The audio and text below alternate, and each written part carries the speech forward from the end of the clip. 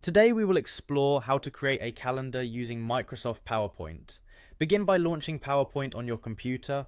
Once the program is open, navigate to the presentation that you wish to work on. If you prefer to create something new, select an empty slide where you can build your calendar from scratch.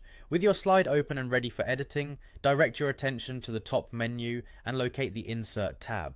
This tab provides options to add elements to your slide, and in this case it allows you to add the table that will form the backbone of your calendar. After you have accessed the Insert tab, find the option to add a table and click on that control. The table function enables you to create a grid structure that suits the layout of your calendar. Once you have the table options open, set up a grid that measures 7 columns by 5 rows. This configuration is ideal because it accommodates the days of the week along with the dates. The first row in your table is reserved for the days, ensuring there is enough space to enter the names of the days in sequence. After establishing the table, adjust its size so that it comfortably fits within your slide. Resizing the table is important to ensure that your calendar appears neat and is easy to read. After you have ensured that the table is properly sized, begin entering the days of the week in the table. You will type out the names of the days starting from the first column.